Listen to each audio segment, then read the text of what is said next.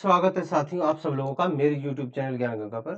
साथियों मैं विजय कुमार आज आपके लिए लेके आया हूँ एक बहुत इम्पोर्टेंट टॉपिक उत्तर व्यवहारवाद। ठीक है ना। तो आज हम उत्तर व्यवहारवाद को करेंगे। इम्पोर्टेंट टॉपिक है साथियों ये। और जिन स्टूडेंट्स ने मेरा व्यवहारवाद वाला लेक्चर नहीं देखा है, ठीक है ना, वो व्यवहारवाद वाला लेक्चर देख लें। क्योंकि उत्तर व्यवहारवाद आपको तभी समझ में आएगा जब आपको व्यवहारवाद के बारे में पता होगा। ठीक है ना। जिनको पता है वो देख सकते हैं, और जिनको व्यवहारवाद के बारे में ही नहीं पता है वो पहले व्यवहारवाद वाला प्रीवियस लेक्चर देख ले, फिर उनको उत्तर व्यवहारवाद बहुत अच्छे से समझ में आएगा। ठीक है ना। तो जिन्होंने नहीं देखा है वो जरूर जाके देखें, और जिन्होंने देख रखा है वो देख सकते हैं। अदरवाइज आपको कुछ समझ में नहीं आएगा और आप कहोगे सर आपने अच्छे से कराया नहीं। ठीक है ना। तो दोस्तों जो बच्चे आपका एमए कर रहे हैं और आपका ग्रेजुएशन कर रहे हैं, चाहे वो बेसिक ऑनर्स से हो और पीएचडी कोर्स वर्क, ठीक है ना, उनके लिए बहुत इंपॉर्टेंट होने वाला है। ठीक है। और जो बच्चे नेट, सेट, जेआरएफ, पीजीटी और पीएचडी एडमिशन की तैयारी कर रहे हैं, उनके लिए भी ये बहुत इंपॉर्टेंट होने वाला है। यहाँ से 2-3 क्वेश्चन आ जाते हैं। ठीक है ना। यहाँ से आते हैं और उत्तर आधुनिकतावाद, ठीक है ना, ये बिल्कुल नए कॉन्सेप्ट्स हैं, तो यहाँ से क्वेश्चन आ जाते हैं। ठीक है साथियों। तो हम इन दोनों हम आज करेंगे उत्तर व्यवहारवाद, हम करेंगे। ठीक है साथियों। थोड़ा सा पहले एक बार डेविड स्टर्न के बारे में हम पढ़ लेते हैं। डेविड स्टर्न जो आपके व्यवहारवाद में भी थे, ठीक है, वो उनको व्यवहारवाद का पिता कहा जाता है और इनको उत्तर व्यवहारवाद का भी पिता कहा जाता है। ठीक है ना। डेविड स्टर्न ने 2 से 6 सितंबर 1969, ठीक है ना, टू टू टू टू 2 सितंबर 1969 अमेरिकी पॉलिटिकल साइंस एसोसिएशन के 65वें अधिवेशन के अध्यक्षीय भाषण में कहा था। क्या कहा था? हमारा यह कर्तव्य नहीं हो जाता कि हम परिवर्तनशील परिस्थितियों पर ध्यान दें और पुरानी धारणाओं पर फिर से विचार करने के लिए, और यदि आवश्यक हो तो उसमें संशोधन करने के लिए प्रस्तुत रहे। तो साथियों हुआ क्या था कि जैसे व्यवहारवाद आया था तो क्या हुआ था कि मूल्यों और आदर्श, ठीक है ना, आदर्शवादी जो अध्ययन था, ठीक है ना, आदर्श आदर्श को, इन दोनों को क्या कर दिया था, इन दोनों को समाप्त कर दिया गया था। इन पे कोई ध्यान नहीं दिया गया था, इन पर कोई ध्यान नहीं दिया गया था, कोई ध्यान नहीं दिया गया, किनारा कर दिया गया। इनसे इनसे जितने भी विद्वान थे, ठीक है ना, व्यवहारवादी विद्वान थे, उन्होंने क्या कर दिया था, विद्वानों ने किनारा कर लिया था। ठीक है ना। वो अपने अध्ययन में व्यवहार को, हार को, और जो अभी चल रहा है उसको, और आपका तथ्यों को व्यवहार और तथ्यों को महत्व देने लगे। ठीक है ना। तो ये एक उस समय एक समस्या खत्म आ गई कि आपने मूल्यों को निकाल दिया, और किसी भी नॉलेज में, किसी भी ज्ञान में अगर मूल्य नहीं है तो वो ज्ञान ही व्यर्थ है। ठीक है ना। वो ज्ञान आपके किस लाभ का, जिससे जिसमें मूल्य ना हो, जिसमें आदर्श ना हो, और जिसकी प्रासंगिकता ना हो। ठीक है ना। प्रासंगिकता ना हो, वो ज्ञान ही बेकार है। ठीक है। तो होता क्या है कि अब इन सब कारणों से इन्होंने कहा, आपका किन्होंने, डेविड स्टर्न ने कहा कि भाई हमारा ये कर्तव्य नहीं हो जाता कि हम परिवर्तनशील परिस्थितियों को ध्यान दें। क्योंकि दोस्तों द्वितीय विश्व के बाद धीरे धीरे करके जो तृतीय विश्व के देश थे वो तेजी से आजाद होने लगे। उनकी समस्याएं कुछ और थी, उनकी परेशानियां कुछ और थी, विकास की समस्या उनके सामने सामने थी। ठीक है। गरीबी, बेरोजगारी, बहुत सारी समस्याएं थी। तो व्यवहारवाद क्या था, ये अमेरिका तक ही सीमित था। ठीक है ना। व्यवहार वहीं तक ही था। तो इन्होंने क्या कहा कि भाई परिवर्तनशील परिस्थितियों को ध्यान दे। ठीक है ना। और जरूरत है पुरानी धारणाएं धारणाएं क्या थी, जो मूल्यों से संबंधित थी। किससे संबंधित थी? मूल्यों से संबंधित थी और आदर्श से संबंधित थी ना, आदर्श से। तो इसकी तरफ हम पुराना दोबारा विचार करें। वो कहते हैं कि भाई परिवर्तनशील परिस्थितियों पे ध्यान दें और पुरानी धारणाओं पे फिर से विचार करें, और अगर जरूरत पड़े, है ना, जरूरत पड़े तो इसमें क्या करें, संशोधन करें, संशोधन करें, मतलब इसमें संशोधन करके इसकी कमियों को दूर करके और बेहतर करें, ठीक है ना। तो ये कहते हैं डेविड स्टर्न। डेविड स्टर्न ने अपने भाषण में प्रासंगिकता, ठीक है ना, सार तत्व और कार्य का मुद्दा उठाया कि मतलब क्या है कि प्रासंगिकता की जो आप शोध कार्य कर रहे हो, ठीक है ना, राजनीतिक विज्ञान में शोध कार्य हो रहा था, शोध कार्य या जो अध्ययन हो रहा था, अध्ययन, ठीक है ना, अध्ययन है ना, राजनीति से संबंधित जो भी अध्ययन हो रहा था उसका महत्व, ठीक है ना, महत्व, प्रासंगिकता क्या है, महत्व पे ध्यान दिया। और सार तत्व मतलब जो उसका निष्कर्ष निकलता है, उसका जो पूरे सार निकलता है, जो मेन चीज निकलती है, ठीक है ना, निष्कर्ष, है ना, उसका, और कार्य, उस पर हमने एक्शन क्या किया, ठीक है ना, कार्य, इसका मुद्दा इन्होंने उठाया कि भाई क्या बोलते हैं, डेविड स्टर्न ने अपने भाषण में कहा कि प्रासंगिक किसी शोध कार्य के अध्ययन की प्रासंगिकता क्या है, उसका सार तत्व क्या है, और कार्य का मुद्दा उठाया कि इस पे क्या एक्शन लिया गया। इससे ही प्रासंगिकता का मूल मंत्र, ठीक है ना, प्रासंगिकता का मूल मंत्र या प्रासंगिकता धर्म कहा जाता है, ठीक है ना, प्रासंगिकता धर्म इसी को कहा जाता है, ठीक है। डेविड स्टर्न ने कहा उत्तर व्यवहारवाद का संशोधन है, मतलब उत्तर व्यवहारवाद की कमियों को दूर करता है और उसमें और से और बेहतर करता है, ठीक है ना। संशोधन है, खंडन नहीं है। खंडन क्या होता है, खंडन नकारता है, ठीक है ना, बिल्कुल उसको सिरे से खारिज कर देता है। लेकिन उत्तर व्यवहारवाद को खारिज नहीं करता है, उसको किनारे नहीं करता है, बल्कि उसको संशोधन करके और बेहतर बनाता है। व्यवहारवाद का विस्तार करता है, ठीक है ना, क्या करता है, व्यवहारवाद को का विस्तार करता है, क्यों, क्योंकि उसमें संशोधन करता है, उसमें आवश्यक चीज को जोड़ता है, ठीक है, अस्वीकृत नहीं करता है, ऐसा नहीं है कि उसको मनाही कर देता है कि नहीं नहीं। तो इसीलिए व्यवहारवाद क्या है, सुधार आंदोलन है, ठीक है ना, आंदोलन का काम क्या होता है, सुधारना, ठीक है ना, बेहतर करना, परिवर्तन करना। तो क्या करता है उत्तर व्यवहारवाद में परिवर्तन करता है, उसको सुधारता है, ठीक है ना, और उसका विस्तार करता है, विकास करता है।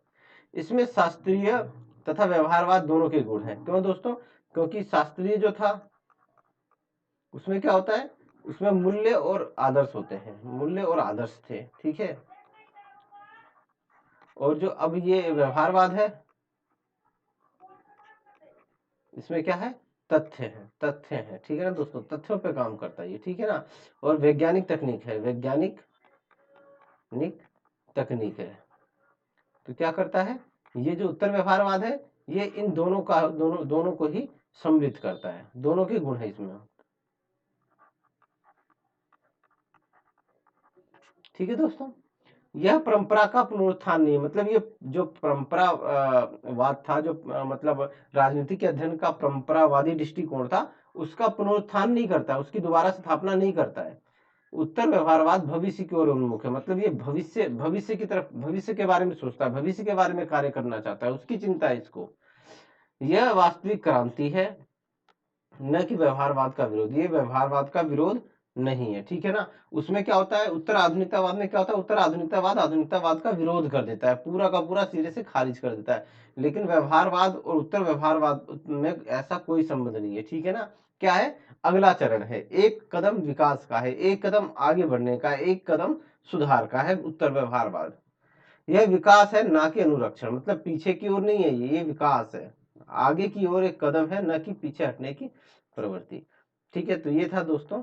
और उत्तर व्यवहारवाद के बारे में डेविड स्टर्न ने लिखा है कि ये एक क्रांति है जिसके दो नारे हैं, प्रासंगिकता मतलब महत्व क्या है, महत्व क्या है, आप जो अध्ययन कर रहे हैं, ठीक है ना, आप जो अध्ययन कर रहे हैं, उसका उसका महत्व क्या है, उसका महत्व क्या है, महत्व क्या है, समाज को क्या लाभ होगा, समाज को क्या लाभ होगा। एक मिनट साथियों, बारिश बहुत तगड़ी आ रही है, जरा एक मिनट रुकिए, मैं थोड़ा सा कपड़े निकाल लूँ, कपड़े मतलब उतार लूँ। ये क्या हो गया।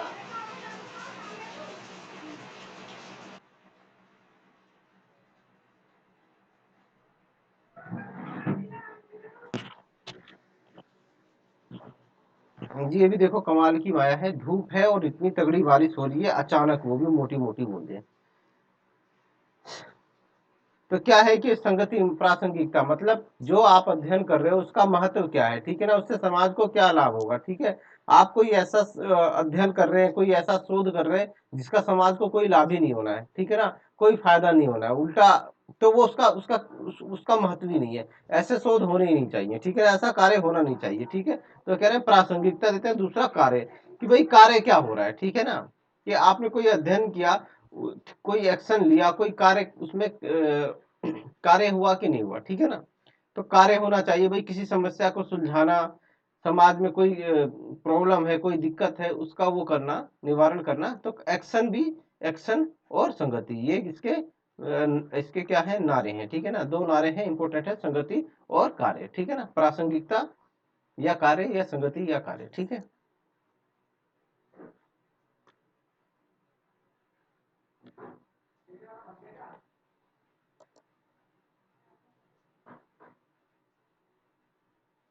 अब एक ये कोटेशन भी है, उत्तर व्यवहारवादी क्रांति में व्यवहारवाद एवं शास्त्रीय दोनों विचार हैं, ठीक है ना, दोनों विचार हैं। क्या है, व्यवहारवाद में तथ्य और वैज्ञानिक तकनीक है, वैज्ञानिक तकनीक है। और शास्त्रीय में क्या है, आपका मूल्य है, और क्या है, आपका आदर्शवादी अध्ययन है, आदर्श, ये सारी चीजें इसके अंदर मिलते हैं। किंतु ये परंपरावाद का पुनरुत्थान नहीं, मतलब परंपरावादी जो वो अध्ययन था ना, उसकी स्थापना पुनः नहीं करता है। परंपरावाद और उत्तर व्यवहारवाद दोनों व्यवहारवाद के आलोचक हैं, आलोचना जरूर करते हैं, ठीक है ना। परंपरावाद आलोचना इसलिए करता है क्योंकि इन्होंने व्यवहारवाद ने मूल्यों को बिल्कुल सिरे से खारिज कर दिया, ठीक है ना, मूल्यों को हटा ही दिया। और उत्तर व्यवहारवाद भी इसी आधार पर आलोचना करता है कि भाई आप मूल्यों को महत्व नहीं देते हो, ठीक है ना, आप मूल्यों को महत्व नहीं देते हो, सिर्फ तथ्यों पर बल देते हो, वैज्ञानिक पत्ती पर बल देते हो। लेकिन उत्तर व्यवहारवाद जो है की विशेषताएं जो वो है कि वो वैज्ञानिक तकनीक तथ्य और आपका आदर्शवादी जो मूल्य है, इन दोनों को बनाए रखते हैं, ठीक है ना। डेविड स्टन ने लिखा है कि ये एक क्रांति न की प्रक्रिया विकास, ये तो हमने अभी पीछे पढ़ लिया था, ठीक है। तो दोस्तों पढ़ते हैं कि इसके उदय के क्या कारण थे, ठीक है ना, क्यों व्यवहारवाद, उत्तर व्यवहारवाद आया। तो क्या हो रहा था, निरर्थक शोध में बहुत अधिक समय खर्च हो रहा था, ठीक है ना। क्या हो रहा था कि जब व्यवहारवाद के समय में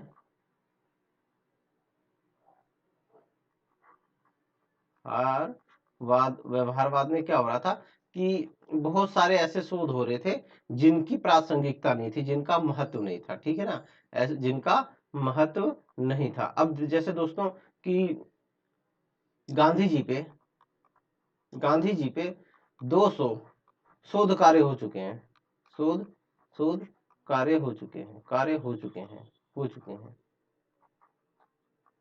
चुके हैं और 20-30 कार्य और चल रहे हैं, ठीक है ना, 20-30 कार्य और चल रहे हैं, गांधी जी के विचारों की समीक्षा कर रहे हैं, गांधी जी के विचारों की समीक्षा।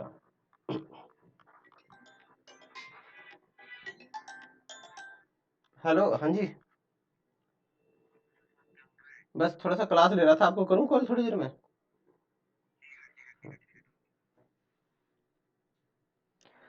तो 20 से 30 गांधी जी के विचारों की समीक्षा और चल रही है भाई, ठीक है ना, समीक्षा और चल रही है। अब बताओ इसकी प्रासंगिकता क्या है, ठीक है, क्या है, क्या इसकी प्रासंगिकता है, क्या इसका महत्व है। गांधी जी को हमारे क्या बोलते हैं, गए हुए ही 60 से 70 साल से ऊपर हो गए, ठीक है ना, 70 साल के करीब करीब हो गए, उनके 70 वर्ष के करीब करीब हो गए, वो चले गए, ठीक है।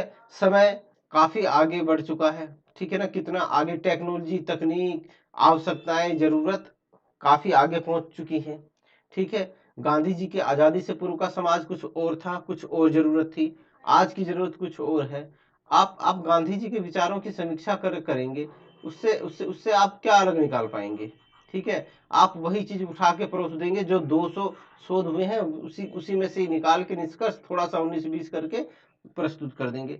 तो इसका क्या फायदा होगा, इसका क्या लाभ होगा, ठीक है ना। तो ये क्या शोध है, ये निरर्थक शोध हो जाएगा, क्या हो जाएगा, निरर्थक हो जाएगा, ठीक है ना, निरर्थक हो जाएगा।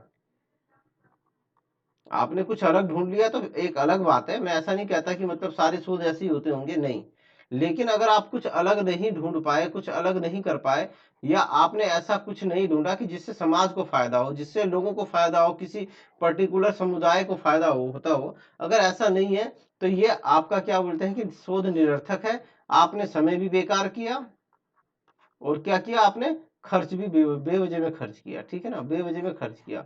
ठीक है, तो ऐसे ये एक एग्जाम्पल है, कोई ऐसा नहीं है, एक एग्जाम्पल है। मैंने देखा है कि मतलब इस तरह के शोध बहुत होते हैं। लोग पुराने पुराने जो हमारे वो हैं, जो आज़ादी से पूर्व के जो चिंतक रहे हैं, उनको उठा लेते हैं और उनके ऊपर रिसर्च करते हैं, शोध कार्य करते हैं। लेकिन मेरा कहने का मतलब ये है कि बहुत व्यवहारवाद के टाइम में ऐसे शोध बहुत होने लगे जिनका समाज को कोई लाभ नहीं होता था, और समय भी बेकार होता था, खर्च भी होता था। तो ऐसे शोध की वजह से उत्तर व्यवहारवाद की जरूरत हुई कि भाई हमें वो शोध करने, हमें वो अध्ययन करना है जिससे समाज को फायदा हो, जिसकी प्रासंगिकता हो, जिसका महत्व हो, ठीक है ना, कुछ तो परिवर्तन लेके आता हो समाज में, ठीक है ना।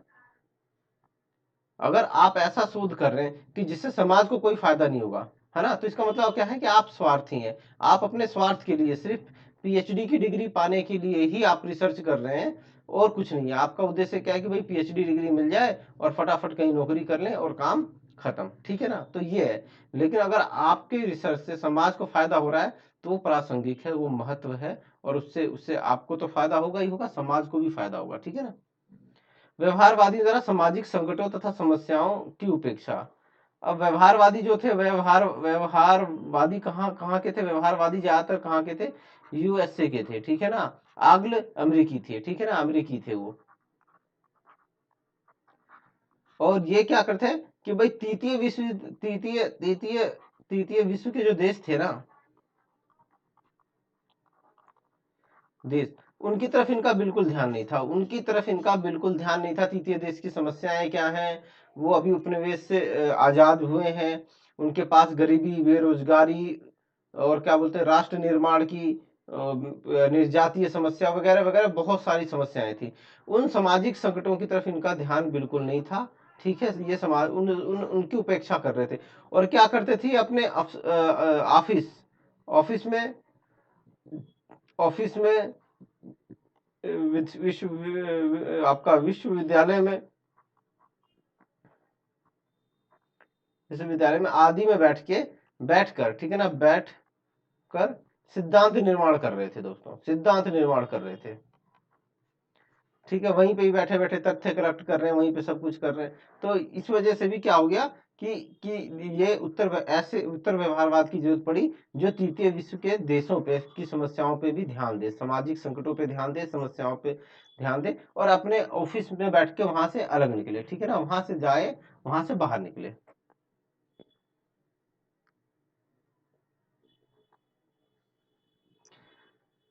व्यवहारवादियों द्वारा किए जा रहे शोधों का उपयोगिताहीन होना, तो मतलब जो व्यवहारवादी जो शोध कर रहे थे उनकी कोई समाज में उपयोगिता नहीं थी, उनका कोई महत्व नहीं था, समाज को कोई लाभ नहीं होने वाला था।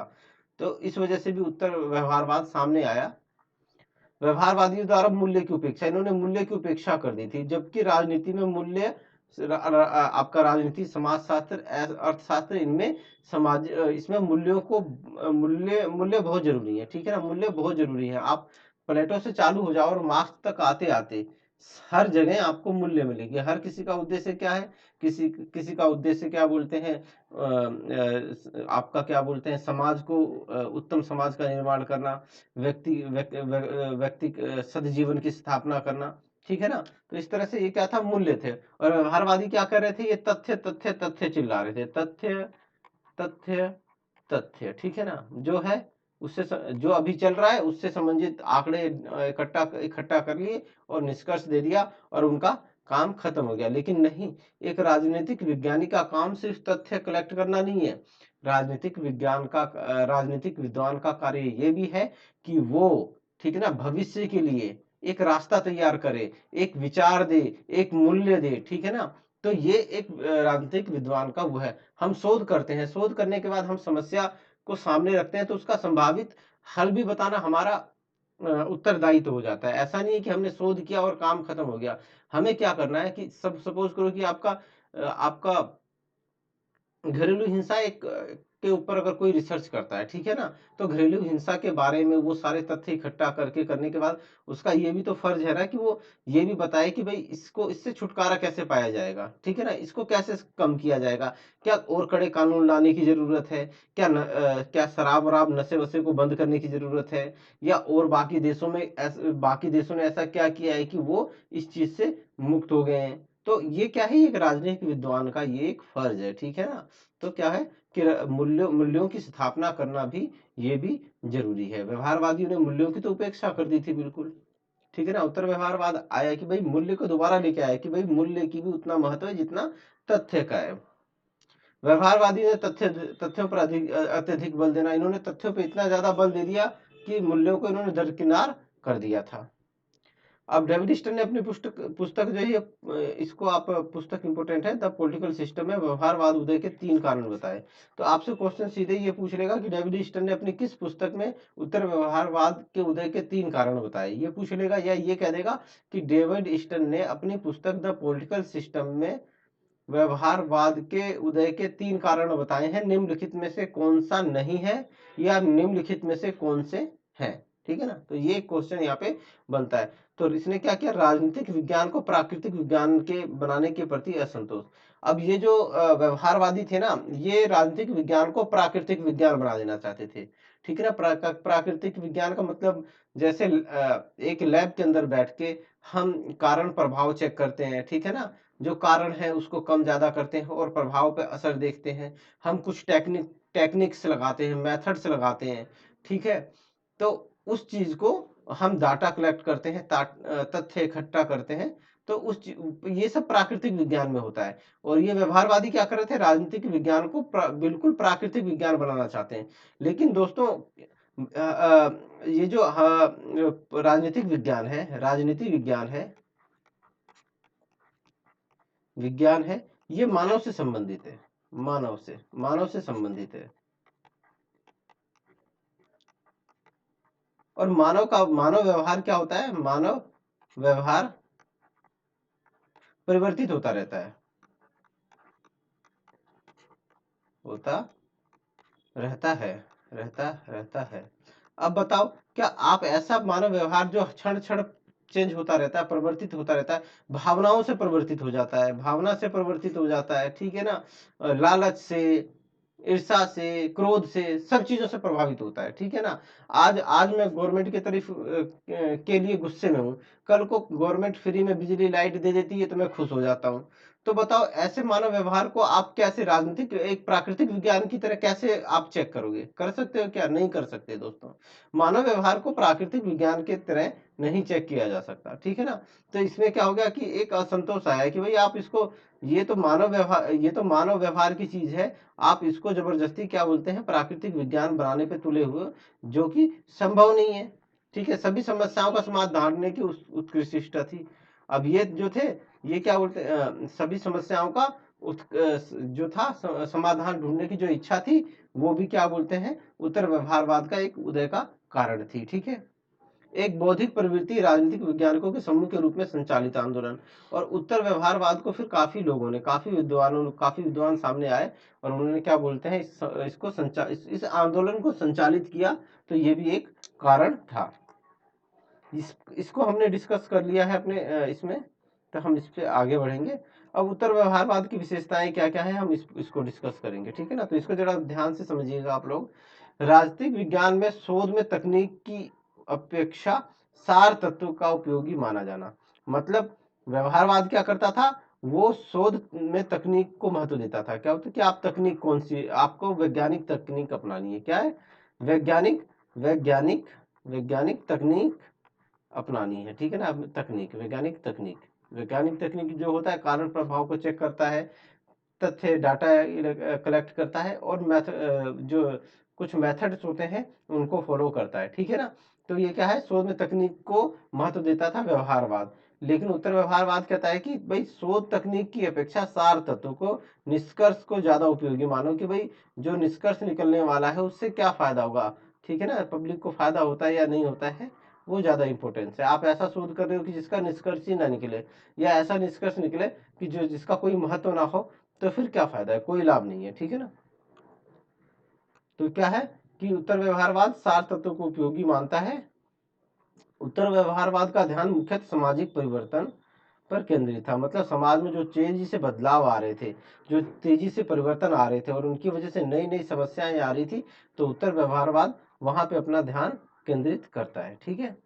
राजनीतिक विज्ञान के अमूर्तीकरण, विश्लेषण, विशिष्ट शब्दावली के विकास आदि में कम रुचि लेकर मानव जाति की आवश्यकताओं को पूरा करने तथा संकटों के समाधान में रुचि एवं सहायता करनी चाहिए। उत्तर व्यवहारवाद क्या कहता है कि जो राजनीतिक विद्वान है ना, जो विश्लेषण कर रहे थे तथ्यों का और जो विशिष्ट शब्दावली का विकास कर रहे थे, उसमें कम रुचि लेनी चाहिए। और कहाँ रुचि लेनी चाहिए कि मानव जाति की आवश्यकताएं क्या है। ठीक है ना, क्या हुआ कि मानव जाति की आवश्यकताएं क्या है।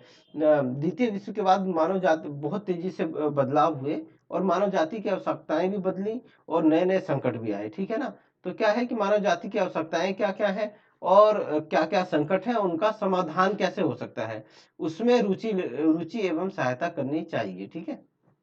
मूल्यों का महत्व, मूल्यों के महत्व पे इन्होंने जोर दिया। ठीक है ना, व्यवहारवादियों ने क्या कहा था कि मूल्य के महत्व को अस्वीकार कर दिया था, अस्वीकार कर दिया था व्यवहारवादियों ने। ठीक है ना, विज्ञानवाद एवं मूल्य निरपेक्ष दृष्टिकोण पर इतना ज्यादा जोर दिया गया कि व्यवहारवादी दृष्टि में मूल्यों की को उपेक्षित कर दिया गया। ठीक है ना, और मूल्यों की आधारशिला पे ही ज्ञान की इमारत खड़ी होती है, मतलब ऐसे ज्ञान का कोई महत्व नहीं है जिसमें मूल्य ना हो। अगर उसमें मूल्य नहीं है तो फिर वो ज्ञान का कोई महत्व नहीं है, वो महत्वहीन है। ठीक है, तो उत्तर व्यवहारवाद में क्या होता है कि मूल्यों को महत्वपूर्ण स्थान दिया गया, मूल्यों को पुनः स्थापित किया गया। ठीक है।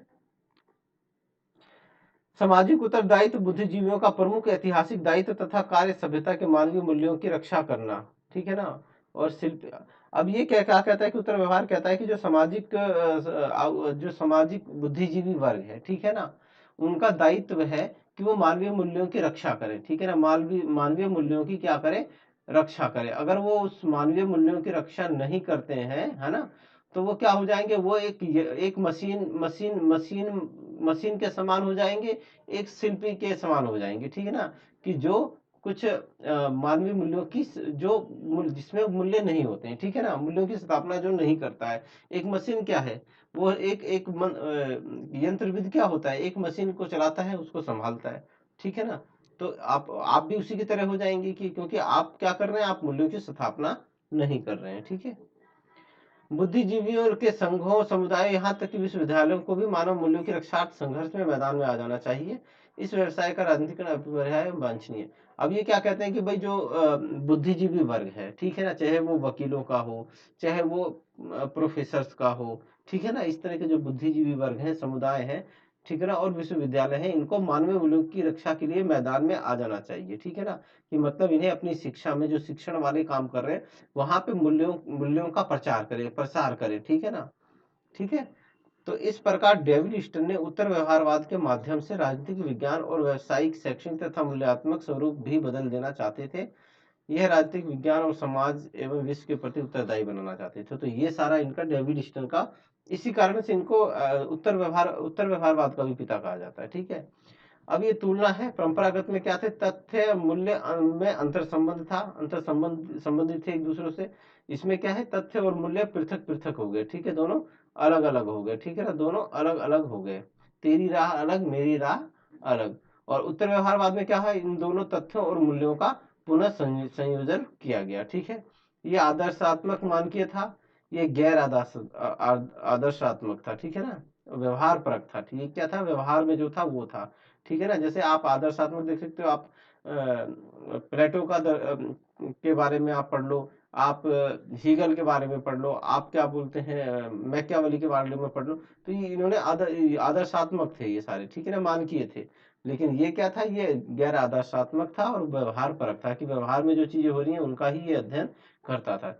ये मानवीय दृष्टि से समस्या उन्मुख है। अब ये क्या है, ये इन दोनों से अलग है। ठीक है ना, ये क्या है, ये मानवीय दृष्टि से समस्या अभिमुख है, मतलब समस्या पे ये विषय काम करता है।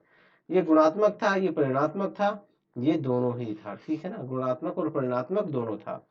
नियमितताएं थी, इसमें समानताएं थी, अर्थात अनियमितताएं थी, असमानताएं थी। ये दोनों पे ही बल देता था, समानताओं और असमानताओं दोनों पे बल देता था। ये एक रूपता और समताओं पर बल देता था, ठीक है ना, समानताओं पर और एक रूपताओं पर बल देता था, ये दोनों पे ही बल देता है, ठीक है ना। ये यूरोप केंद्रित था, परंपरागत जो था वो कहाँ था, यूरोप से था। यूरोप ज्यादातर विद्वान कहाँ थे, वो इंग्लैंड के, यूरोप के, फ्रांस के, यहीं के ही थे, ठीक है ना। और ये क्या था, व्यवहारवादी विद्वान कहाँ के थे, ये यूएसए के थे, ठीक है ना, और यूके और यूएसए के थे।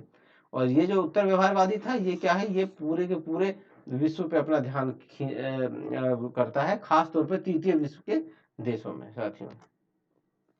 अब इन दोनों में आपका जो अंतर है वो देख लेते हैं। व्यवहारवाद शुद्ध ज्ञान की बात करता है, बिल्कुल प्योर ज्ञान, ठीक है ना, इसमें मूल्य नहीं होंगे, इसमें वो आपका आदर्शात्मक सोच नहीं होगी, शुद्ध ज्ञान होगा। आपने तथ्य इकट्ठा किए और उसके आधार पे आपने एक ज्ञान का निर्माण कर दिया, तो क्या है, ये शुद्ध ज्ञान की बात करता है, ठीक है। ये अनुप्रयुक्त है, मतलब अप्लाइड। अब ऐसे ये कहता है कि भाई ऐसा ज्ञान जिसको हम प्रयोग कर सकें, ठीक है ना, हाँ, जिसका कुछ लाभ हो सके, ठीक है ना। आपने अगर कोई ज्ञान प्राप्त किया है तो उसको अप्लाई करके देखो, ठीक है ना, उसको अप्लाई करके देखो, ये ऐसा कहता है, ठीक है, ये ऐसा कहता है अनुप्रयुक्त ज्ञान, ठीक है ना, अप्लाइड, उसको लागू करके देखो, उससे क्या लाभ मिलता है उसको चेक करना चाहिए। ज्ञान के लिए ज्ञान, अब इनका इस व्यवहारवाद का उद्देश्य क्या था कि सिर्फ ज्ञान प्राप्त करना, कि भाई ज्ञान को बढ़ाने के लिए और ज्ञान प्राप्त करना, ठीक है। ये कहता है कि आप ऐसा ज्ञान प्राप्त कर रहे हो तो उसकी प्रासंगिकता क्या है, महत्व क्या है। अगर उसका कुछ महत्व है, ठीक है ना, समाज को कोई लाभ होता है, समुदाय किसी विशेष समुदाय को कोई लाभ होता है, तो वो ज्ञान ज्ञान है। अगर वो उससे कोई फायदा नहीं है उसकी, तो वो प्रासंगिक नहीं है, तो उसका फिर महत्व नहीं है, और ऐसा ज्ञान ज्ञान भी नहीं है, ठीक है ना। ये उत्तर व्यवहारवाद कहता है, ठीक है ना। ये व्यष्टि से संबंधित है, ये समष्टि थी, सबकी बात करता है, ये व्यक्ति से संबंधित बात करता है, ये सबसे समुदाय से संबंधित बात करता है। यथा स्थितिवादी है ये, मतलब जो अभी स्थिति चल रही है उसी का अध्ययन करता था ये, ठीक है ना। ये क्या है, ये परिवर्तनकारी है, ये बदलाव लाना इसका उद्देश्य है, बदलाव लाना, ठीक है। भविष्य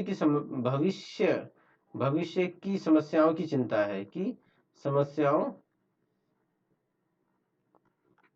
की चिंता है इसे, ठीक है ना, चिंता है, भविष्य उन्मुख है, ठीक है ना।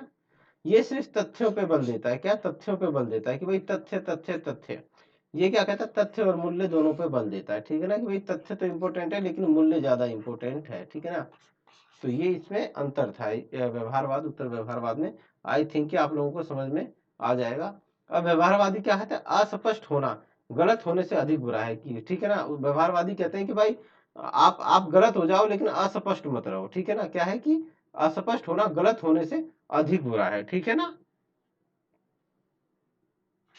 अस्पष्ट होने से गलत होना ज्यादा अच्छा है, ठीक है ना। ये क्या कहते हैं, अस्पष्ट होने से गलत होना अच्छा है, ऐसा व्यवहारवादी कहते हैं। उत्तर व्यवहारवादी क्या कहते हैं, अप्रासंगिक होने से अस्पष्ट होना कम बुरा है, कि मतलब आप महत्वहीन हो जाओ, आपके कार्य का कोई महत्व ना हो, इससे तो अच्छा है कि आप अस्पष्ट रहो, ठीक है ना, अस्पष्ट रहो, ठीक है ना। कम से कम आपका काम हो सकता है, कुछ काम आपके कार्य का कुछ महत्व हो, ठीक है ना। लेकिन अगर आपके कार्य का महत्व ही नहीं है तो फिर बेकार है, फिर आपका कोई फायदा नहीं है। तो क्या है, आप प्रासंगिक होने से अच्छा है कि अस्पष्ट होना कम बुरा है, अर्थात गलत होना अस्पष्ट होने से अधिक बुरा है, ठीक है ना। क्या होना है, कि ये कहता है कि आप अस्पष्ट रहो, आप गलत मत बनो, आप महत्वहीन मत बनो, ठीक है ना। तो ये ऐसा कहता है, ठीक है ना दोस्तों। तो ये आज का इतना ही लेक्चर होगा ये। लेकिन अगर आप लोगों को मेरा वीडियो अच्छा लगा हो, पसंद आया हो, तो आप मुझे कहने की ज़रूरत नहीं है, आप लोगों को क्या करना है, आप लोगों को लाइक करना है, फिर भी कह देता हूँ, लाइक करना है, फॉलो करना है, और क्या करना है, आपको शेयर करना है। तो ठीक है दोस्तों, मैं एक बहुत छोटा यूट्यूबर हूँ, और छत्रपति साहू जी महाराज CSJMU हमारी यूनिवर्सिटी का नाम है, CSJMU यूनिवर्सिटी से PhD स्कॉलर हूँ मैं, PhD स्कॉलर हूँ, मैंने नेट क्वालिफाई किया है, और मेरे पास आपका UGC की फेलोशिप भी है, ठीक है ना, फेलोशिप भी है। 2 बार नेट क्वालिफाई किया मैंने, 2 टाइम क्वालिफाई किया है। तो दोस्तों मैं उन लोगों के लिए ये यूट्यूब चैनल चलाता हूँ जिनके पास इतने पैसे नहीं हैं, जिनके पास इतना मनी नहीं है कि वो महंगी महंगी कोचिंग ले सकें, एजुकेटर्स से संपर्क कर सकें। तो ऐसे लोगों के लिए जो मतलब गांव से रिलेटेड है ना, गांव से रिलेटेड हैं या पुअर फैमिली से हैं। पुअर फैमिली मीन्स की गरीब फैमिली, पुअर का मतलब गरीब से लेना, पुअर फैमिली से हैं, फैमिली से हैं जिनके पास आरएस की प्रॉब्लम है, पैसा नहीं है, तो उनके लिए मैं अपना यूट्यूब चैनल चलाता हूँ, ठीक है ना। तो मेरा उद्देश्य है कि आप लोगों को फ्री ऑफ कॉस्ट नॉलेज मिले, ज्ञान मिले। तो आप लोगों से मैं उम्मीद करता हूँ कि आप लोग मेरे को ज़्यादा से ज़्यादा लाइक करेंगे, फॉलो करेंगे, शेयर करेंगे और दूसरे दोस्तों को, अपने साथियों को सजेस्ट करेंगे कि आप इन सर का चैनल सब्सक्राइब कर लीजिए, ये फ्री ऑफ कॉस्ट पढ़ाते हैं, ठीक है ना साथियों। तो अभी के लिए इतना ही, फिर मिलेंगे एक नए वीडियो के साथ। अभी के लिए जय हिंद।